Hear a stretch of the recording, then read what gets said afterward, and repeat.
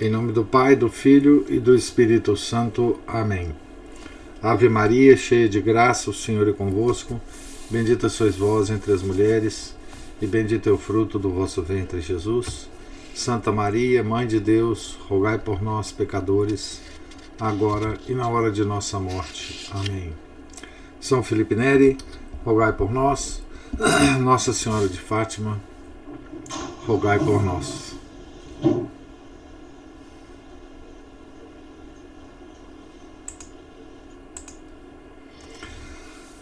Bom, estamos aqui então no capítulo 17 da biografia de Santa Margarida Maria Alacoque, escrita pelo servo de Deus, Padre André Beltrame.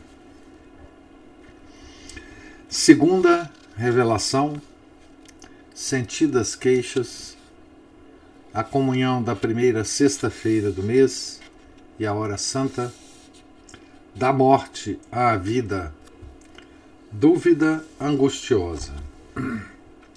A segunda revelação realizou-se no ano seguinte ao da primeira, revelação. Vamos a ela. Uma vez em que estava exposto o Santíssimo Sacramento, palavras da Santa Margarida, senti-me toda concentrada em mim mesma por um recolhimento extraordinário. Apresentou-se-me Jesus Cristo, meu docíssimo Mestre, todo radiante de glória, com as suas 5 chagas a resplandecerem como 5 sóis. Da sua humanidade sacratíssima saíam chamas por toda parte, mas principalmente do seu adorável peito, que ardia como uma fornalha.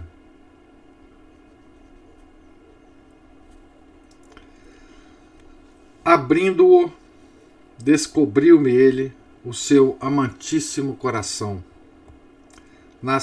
nascente viva de todas aquelas labaredas. Patenteou-me as maravilhas inefáveis do seu amor e até que excesso de caridade este o havia impelido ao amor dos homens, dos quais só recebia ingratidões. Isto, acrescentou, é mais doloroso do que tudo o que sofri na minha paixão.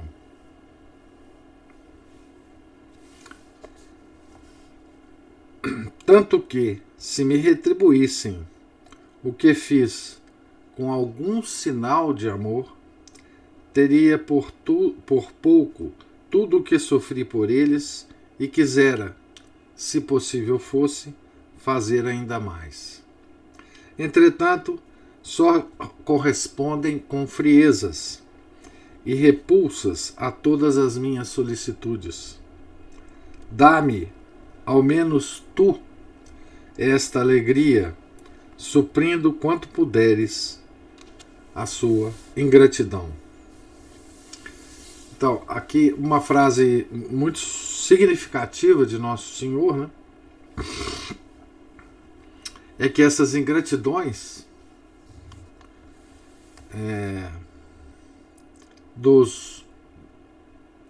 das pessoas, dos indivíduos, viventes naquele tempo, e podemos dizer em todos os tempos, as ingratidões dessas pessoas é para Nosso Senhor Jesus Cristo mais doloroso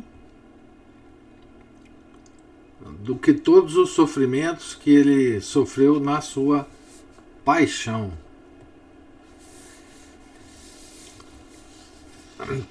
Essa é a gravidade, dessa revelação, a grande tom dessa segunda revelação.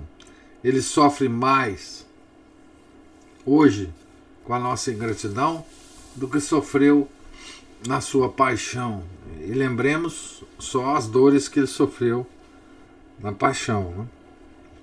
Assim, agora voltando ao texto do padre André Beltrame, assim, depois de ter mostrado na primeira revelação o verdadeiro princípio da nova devoção, isto é, um amor cujo fogo já não podia conter no seu peito, Nosso Senhor agora lhe revela o caráter.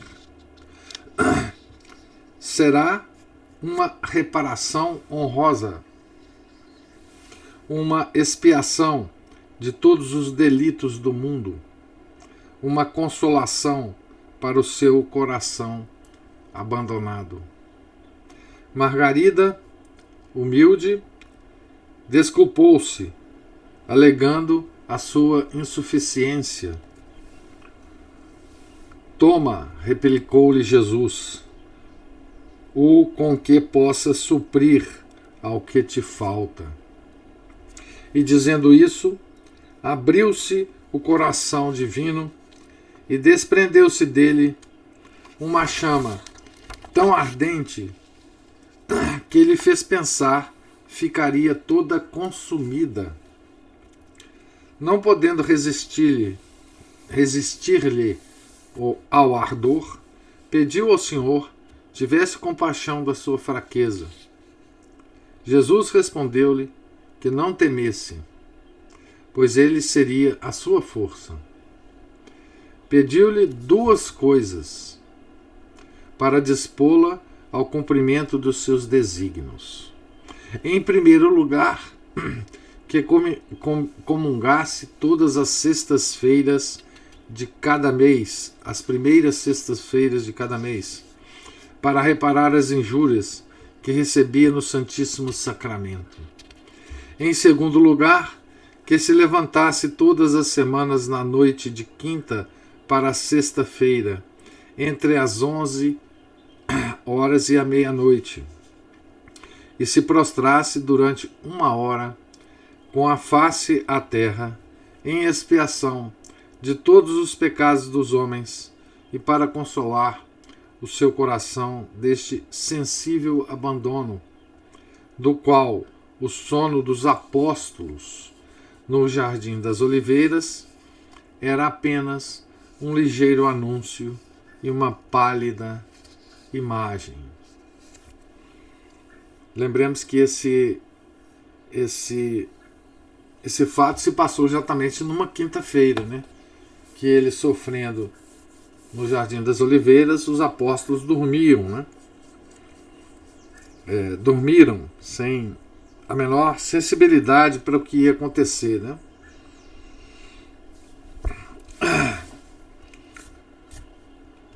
Então, de alguma forma, Santa Margarida estava até reparando, né,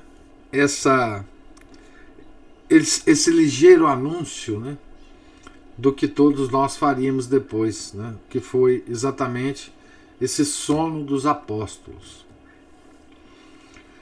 Durante essas maravilhas, a santa estava fora de si e já não sentia nem via nada do que se passava na terra. Tiveram que retirá-la de lá e, visto como não respondia, nem podia manter-se em pé, levaram-na à presença da superiora.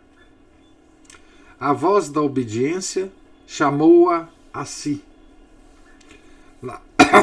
Narrou então à madre tudo o que se passara entre ela e o esposo divino. A prudente diretora, para conservá-la humilde, no meio de graças tão assinaladas, mostrou que não acreditava e humilhou-a de 1000 maneiras. Margarida experimentou com isso um grande prazer e a mesma satisfação que os homens do mundo sentem ao verem-se honrados. Via-se de tal maneira culpada e cheia de confusão, que qualquer tratamento rigoroso lhe parecia por demais suave. Assim procedem os santos. Quanto mais se veem honrados por Deus, mais se abaixam e se humilham na consideração do seu nada. Mas o fogo de amor que a devorava causou-lhe uma febre contínua, que ela suportou com grande alegria, sem dizer palavra, até que lhe faltaram as forças para se conservar de pé. Entretanto, diz ela, nunca senti tanta consolação, porque todo o meu corpo sofria dores horríveis, as quais saciavam em parte a sede extrema que eu tinha de sofrer. Este fogo devorador só se alimenta e se contenta com o lenho da cruz, com toda sorte de desprezos, humilhações e dores. Nunca sentia sofrimentos iguais aos que padecia com a privação deles. Fecha aspas para Santa Margarida. A febre era escaldante e agravava-se em acessos continuados, sem haver remédio algum capaz de lhe atenuar a intensidade. Aqui a gente vê, né, a ação, né, sensível da força dessas revelações, né? O corpo, nós vamos ver em outras santas, né, esse mesmo fenômeno. O corpo, a parte física, né, não suporta essa enchente, né, de graças e de consolações espirituais, sobrenaturais, né? O corpo, esse corpo nosso, né, o corpo físico, ele não suporta de fato essa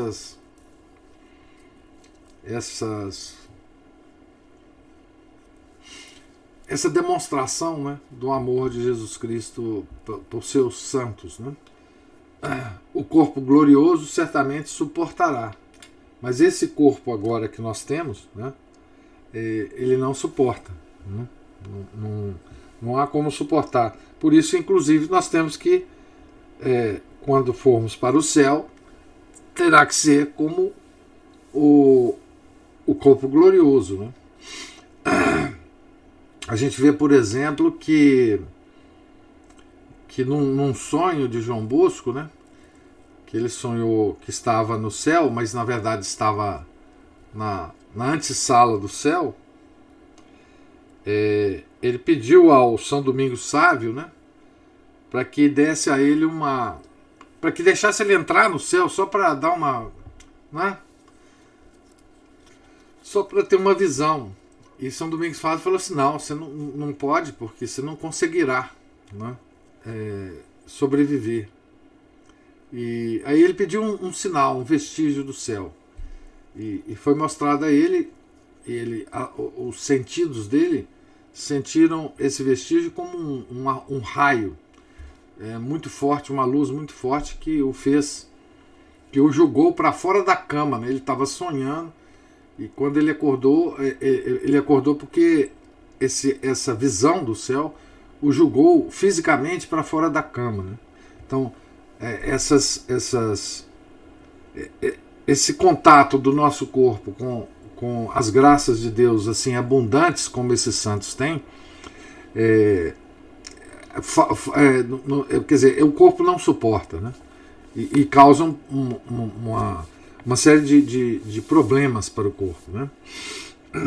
A superiora, pesarosa em extremo, aproximou-se do leito da agonizante e ordenou-lhe, em nome da obediência, que pedisse a Deus a saúde, dizendo que, com este sinal, reconheceria que tudo o que nela se passava provinha do céu. Prometeu deixá-la comungar nas primeiras sextas-feiras de cada mês e permitir-lhe a hora de adoração na noite de quinta para sexta. Margarida sentiu forte repugnância em pedir a cessação dos sofrimentos. Mas a voz da obediência não hesitou. coisa admirável. Apenas acabava de proferir uma breve oração, cessou a febre, o pulso normalizou-se e ela readquiriu a primitiva saúde, voltando imediatamente a atender aos exercícios da comunidade.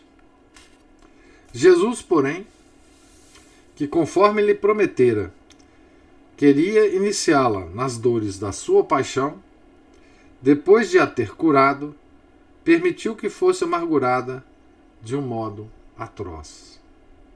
A cura instantânea da enfermidade, que já lhe estava entreabrindo o sepulcro, despertou a atenção de toda a comunidade.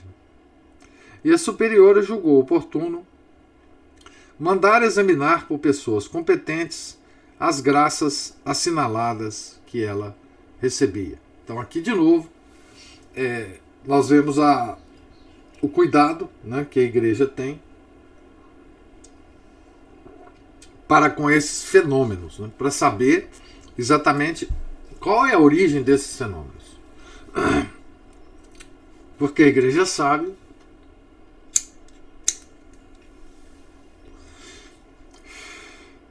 que o demônio pode muito bem produzir esses fenômenos. Não da mesma maneira, e por isso um bom diretor sabe discernir, mas na aparência os fenômenos são os mesmos. Então, já que estava acontecendo, já que a superiora viu, né,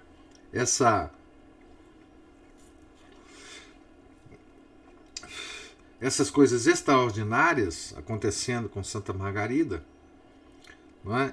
E ela se sentindo incompetente para fazer o discernimento, então procurou ajuda, né?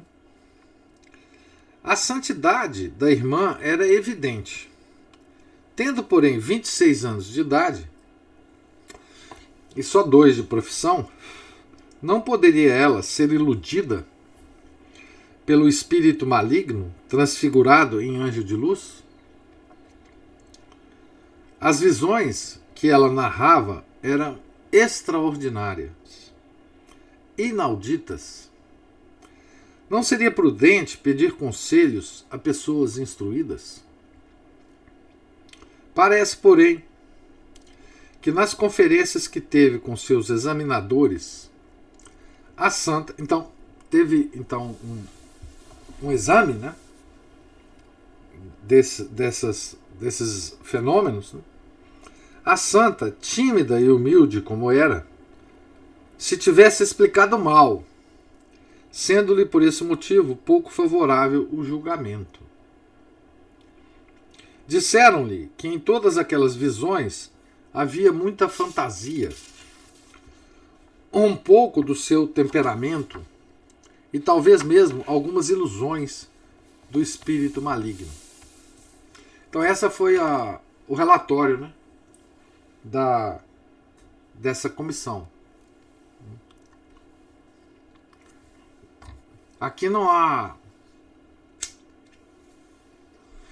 informações mais precisas sobre essa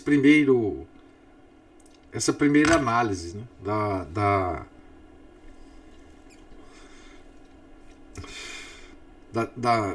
dos fenômenos de Santa Margarida, né? A infeliz Margarida sentiu o coração traspassado pelo cutelo da dor e bebeu a largos haustos no cálice da paixão. Persuadindo-se que estava em erro, fazia todos os esforços para resistir às graças extraordinárias com que Deus a visitava.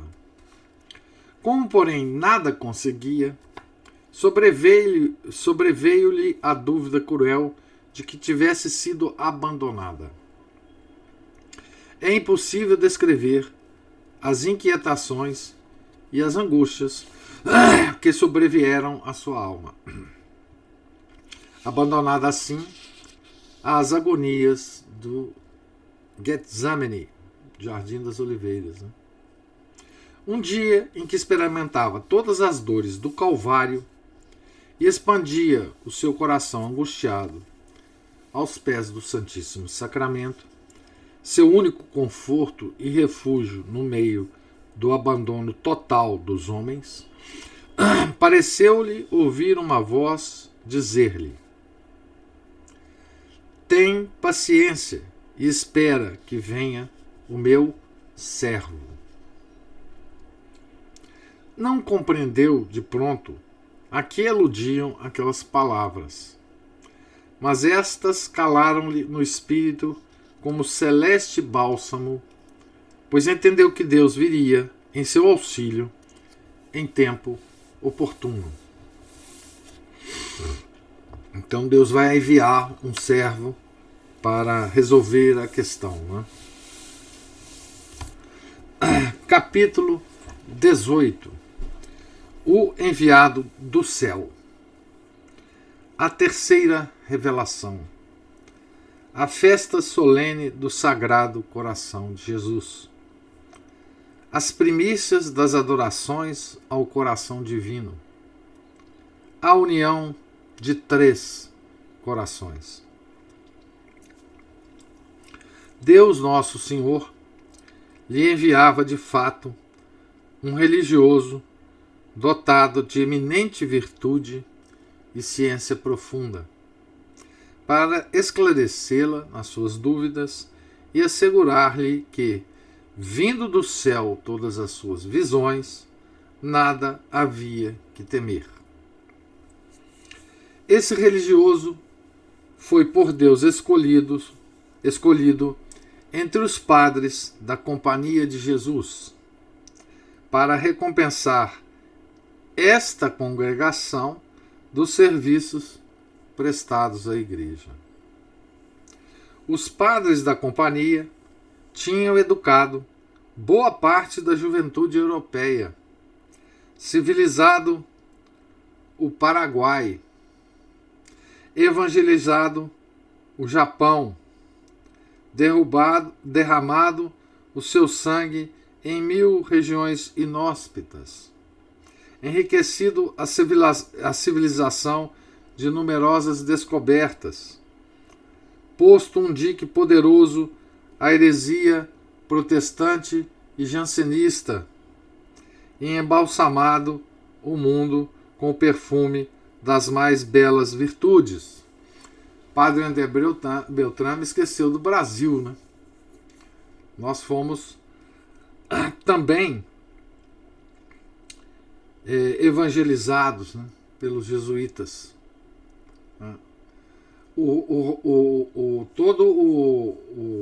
A razão pela qual o Brasil é um país católico, agora nenhum país é católico, mas enfim, nós fomos católicos, né, foi por causa exatamente dos jesuítas, né, que vieram para cá, converteram os índios, enfim, nos formaram, nos educaram em tudo, né? Não só na religião, mas nas ciências, etc. Aplicaram e fundamentaram aqui a forma de estudo dos jesuítas, né? A ratio studiorum, enfim, nosso Brasil foi formado pelos jesuítas, né? Ele lembra do Paraguai aqui, mas infelizmente não lembrou do Brasil. A gente desculpa o padre André Beltrame por isso, né? Então, Claude de la Colombière, em francês, né? Ele hoje é santo da igreja, canonizado.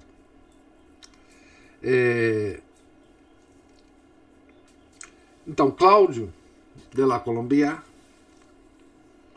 era enviado como superior da residência de Parré.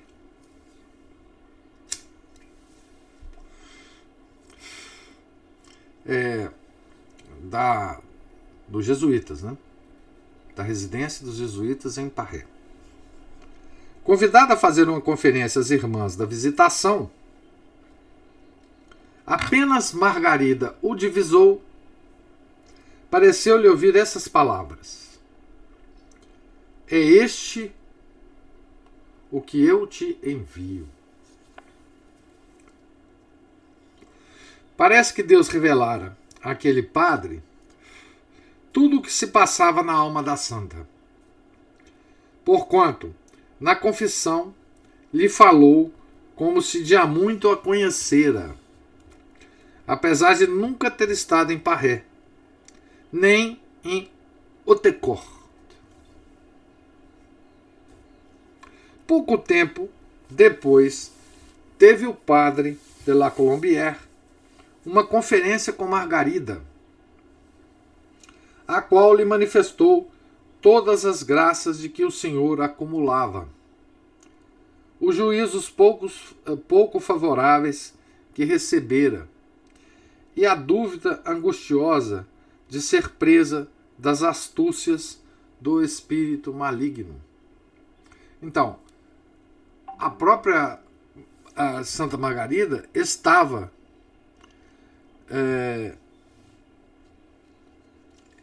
em dúvida. Normalmente, esse tipo de fenômeno ele tem que ser confirmado por alguém na igreja. Todos os santos acreditam nisso, né? Santa Teresa, por exemplo, foi examinada pela Inquisição, a tal terrível Inquisição. A que ela agradeceu muito, porque ela estava também em dúvida. Tá certo? Assim, os santos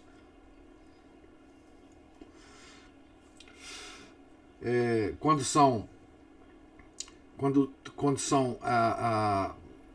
tem esses efeitos com eles, isso é extremamente perturbador para os santos, né?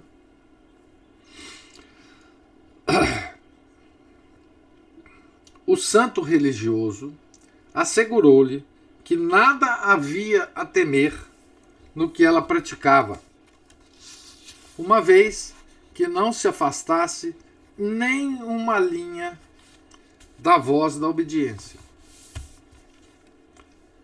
que devia seguir o espírito que a animava, entregando-lhe todo o seu ser para se sacrificar e se imolar segundo a vontade dele. Então, uma das regras do discernimento para diferenciar, né,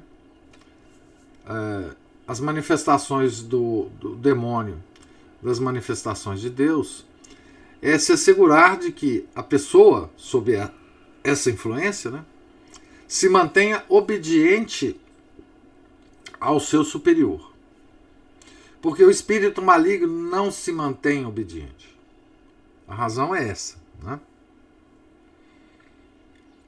Então a recomendação foi essa. Ele discerniu, obviamente, né, porque ele era um homem santo, que aquilo vinha de Deus, mas, mesmo assim, garantiu que a Santa Margarida se mantivesse na linha da obediência, né? Admirou a grande bondade divina que não se cansava das suas resistências, da resistência da Santa Margarida, né? E exortou a apreciar os seus dons e a receber com respeito e humildade as frequentes comunicações e os tratamentos familiares com que a distinguia, acrescentando que ela devia dar contínuas ações de graças a tão grande misericórdia. E tendo-lhe ela observado que o divino esposo a seguia tão de perto, sem exceção de tempo e de lugar, que ela não podia fazer oração vocal com todos os seus esforços, não conseguia rezar o rosário, o iluminado religioso disse-lhe que não fizesse violência e se contentasse de rezar as orações vocais de pura obrigação. Estas palavras deram luz ao espírito de Margarida e reconstituíram-lhe a paz. Então, Santa Margarida, como outras santas, né, tinha a presença de Deus tão concreta no seu interior e também no seu exterior, que não conseguiam rezar como a gente reza, né? O rosário, as orações, o breviário, enfim. Porque ela já entrava em êxtase. E aí acabou, não tem mais oração vocal possível, né? Ela praticava permanentemente, não é? O que a igreja chama de oração mental, e que ela nos sugere fazermos todos os dias, né? A oração mental, que para nós é um esforço enorme, né? Enquanto que a oração vocal é um esforço, mas não é tão grande. Então, nesses santos místicos, né, é o contrário, eles não conseguem fazer a oração vocal, não é? E estão sempre em oração, em meditação, não é?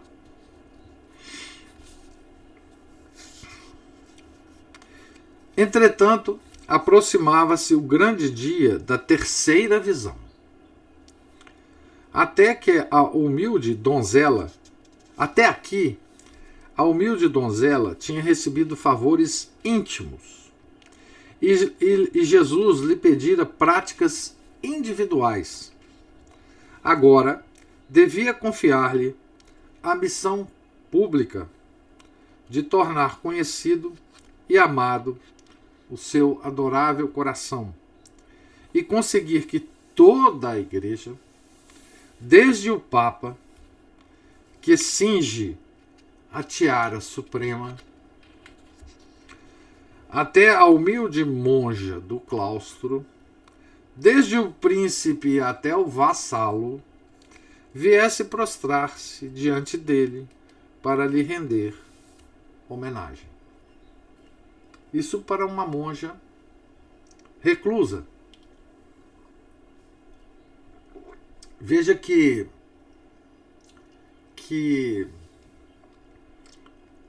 tarefa, né? Aparentemente impossível, né? Santa Margarida não tinha contato com o exterior, né? E físico, né? E aparentemente ela está completamente despreparada para essa missão, né? Deus sempre Deus sempre usa desse mesmo subterfúgio, né? As missões que ele dá para as pessoas são muito maiores do que as capacidades que a pessoa tem para cumpri-las. Então, Deus dá a missão e depois, através das causas segundas, provê os meios, né? A pessoa que recebe a missão não entende, duvida, inclusive, não é? E aqui tem uma passagem que para nós hoje é muito significativa e lamentável, né? Ele diz assim: desde o Papa que cinge a tiara suprema. Pois bem, depois do Concílio Vaticano II, os papas abandonaram a tiara papal, né? O Papa Paulo VI depois a tiara. Então,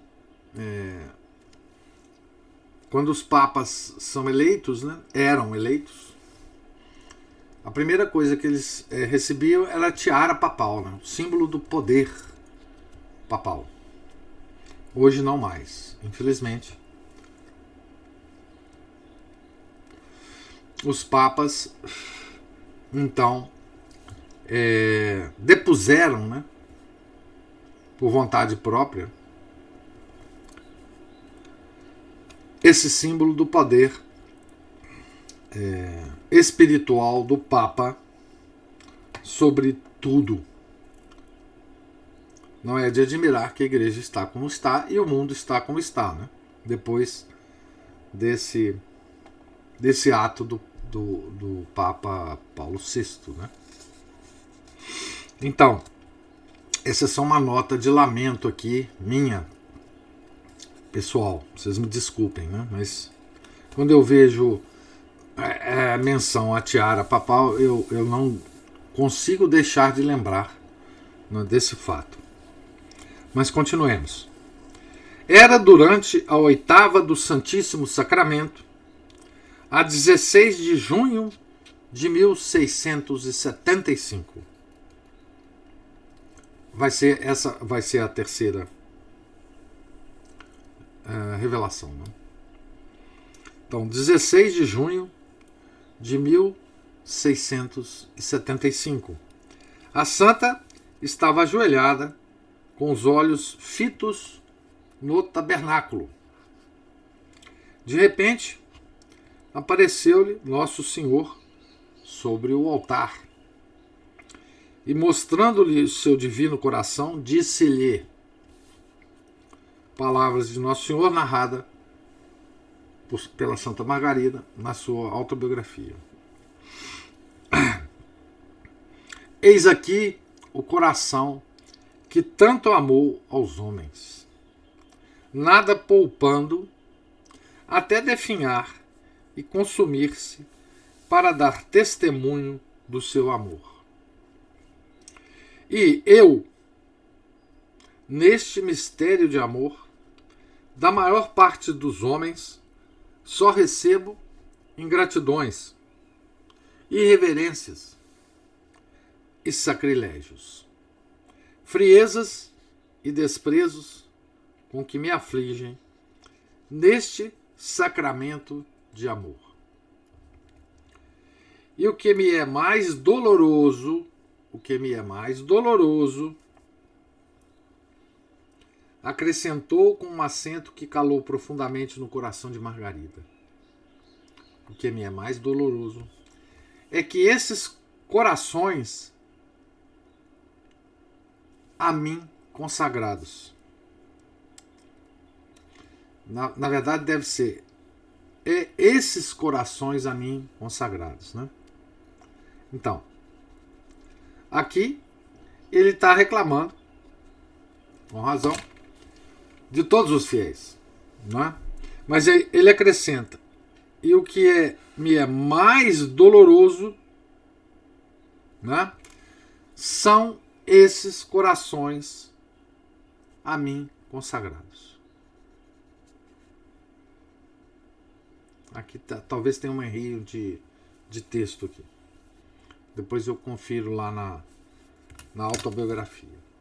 Então aqui ele está, enfim, reclamando dos religiosos, né, dos padres, do clero em geral, né, que em 1675 já tinham, ou grande parte, esquecido essa adoração, né? Pediu, então, essa foi a introdução, né, da terceira revelação. Pediu-lhe então Jesus que fizesse estabelecer na igreja uma festa especial para honrar o seu divino coração. Vamos ver como é que ele fez isso, né? É por isso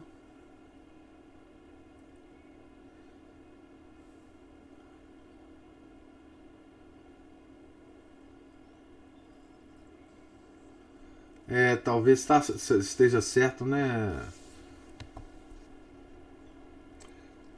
É que esses são, talvez esteja, o que eu li errado aqui, né? Talvez seja certo mesmo. É que esses são corações consagrados. Obrigado, Ana Paula. Então, vamos lá. Palavras de Nosso Senhor, né? Nosso Senhor.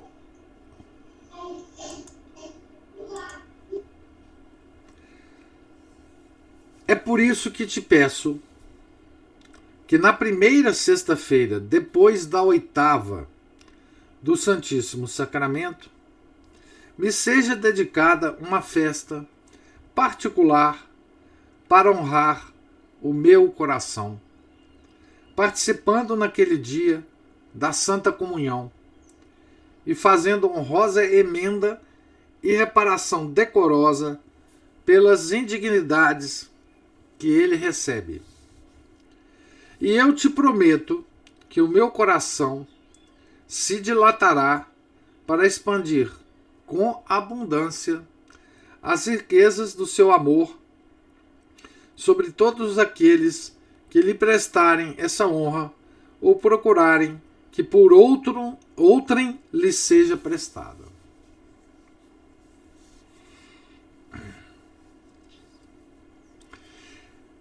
Fecha aspas para as palavras de Nosso Senhor a Santa Margarida. É esta a revelação mais célebre e que contém tudo o que concerne a devoção do coração divino de Jesus. O seu princípio, que nada mais é do que o amor infinito de Deus pelos homens. Então, o princípio. O seu objeto, que é o de oferecer um culto de reparação, de conforto e de bondosa e de honrosa emenda. Então, princípio, objeto. O seu caráter, que é o de ser um culto público, prestado por toda a Igreja. Por fim, os seus efeitos. Então, tem princípio, objeto e efeitos, que consistem numa nova efusão de amor divino na Igreja e, mais particularmente, nas almas pias, para que se tornem propagadoras e apóstolos. Então, porque Nosso Senhor diz, né? A todos aqueles que lhe prestarem essa honra ou procurarem que por outrem lhe seja prestada. Então é um apostolado, né?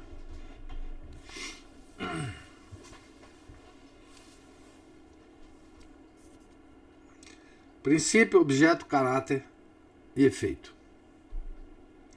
Essa revelação foi mais tranquila. Produziu-lhe uma serena alegria e nenhuma das fortes emoções que caracterizaram as duas primeiras. A humilde donzela sentia-se recolhida, atenta, feliz.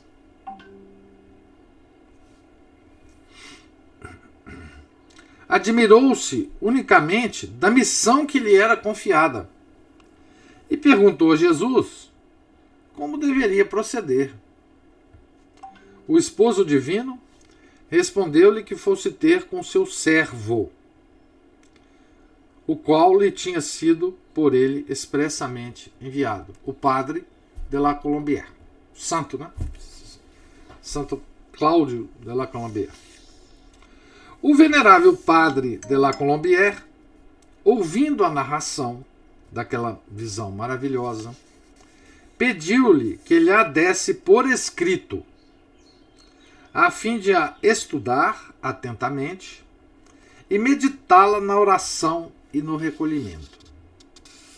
Depois de maduro exame, iluminado pelo céu, declarou a santa que aquela revelação vinha sem dúvida de Deus e que nela podia confiar. Tranquilizada pelas suas palavras, Margarida ajoelhou-se diante do coração divino e consagrou-se solenemente a ele, prestando-lhe por primeira uma das mais puras homenagens. O venerável padre de la Colombière uniu-se a ela, consagrando-se também ao coração de Jesus. Então, o padre La Colombière e Santa Margarida foram os primeiros a exercitarem essa devoção. As primeiras duas almas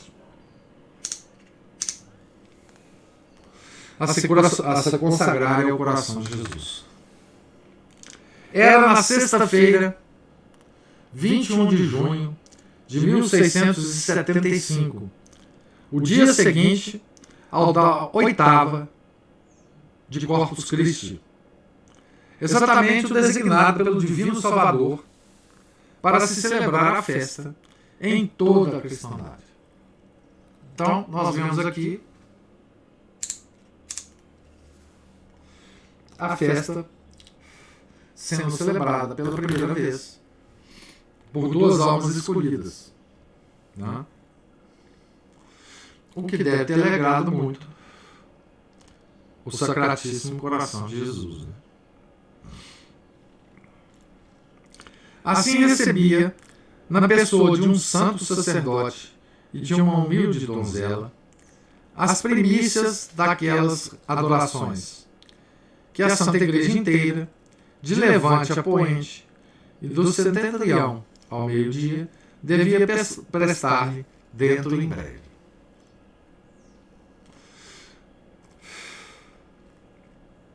Aqui o padre Beltrame dá vazão ao seu coração, né? E diz assim: ó coração docíssimo, templo augusto da Santíssima Trindade, fornalha ardente do supremo amor, límpida nascente da vida de vida eterna, prostro-me eu também à tua presença e consagro-me inteiramente a teu serviço, prometendo trazer a teus pés a quantos puder e tornar-te conhecido e amado por todos.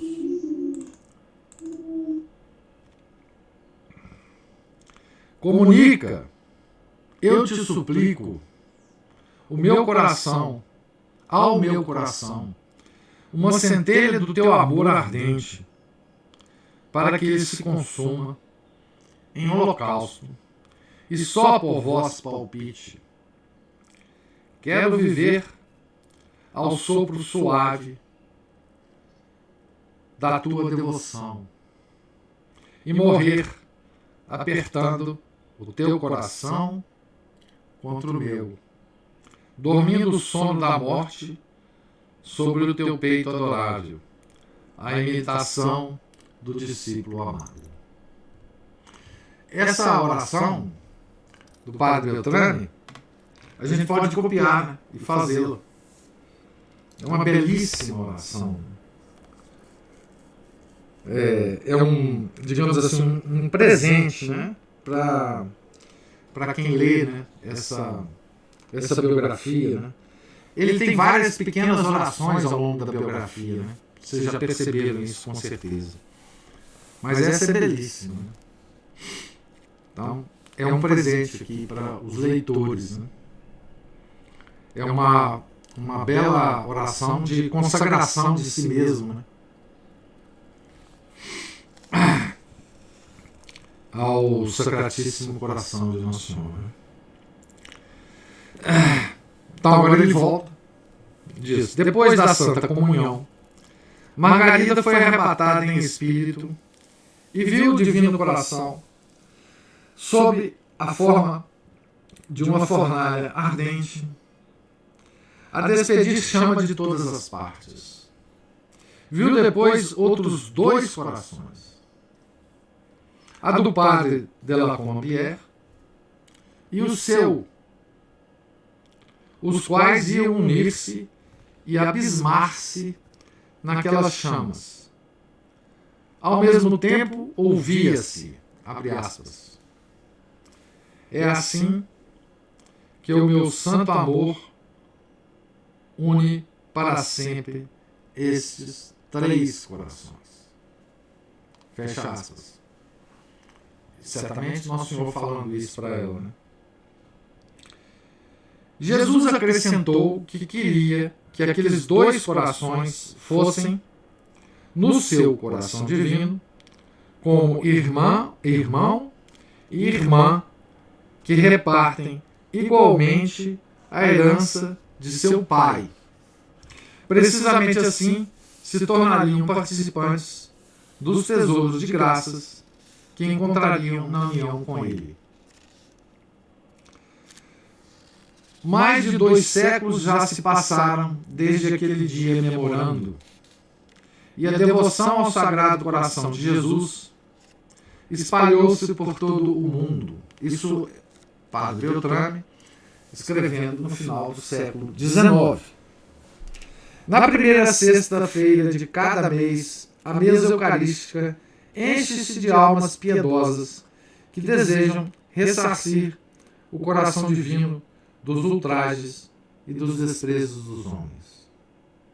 Na noite de quinta-feira para sexta-feira, numerosos cristãos, jovens esposos, mães de família, virgens consagradas a Deus, sacerdotes, levantam-se para sofrer com ele e participar na meditação e na penitência das angústias do Getsemane.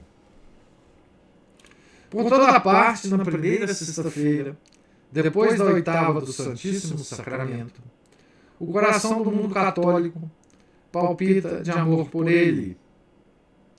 Oferece-lhe flores e incenso, e no auge da alegria contempla as doces maravilhas da sua grande caridade. Numa palavra, o coração divino vence, reina, triunfa sobre as indiferenças dos homens. Então aqui terminamos o capítulo 18 dessa biografia. Estamos nós, começaremos, na próxima nosso encontro, na página 97. E eu pergunto a vocês se vocês têm alguma observação, alguma dúvida em relação à nossa leitura de hoje.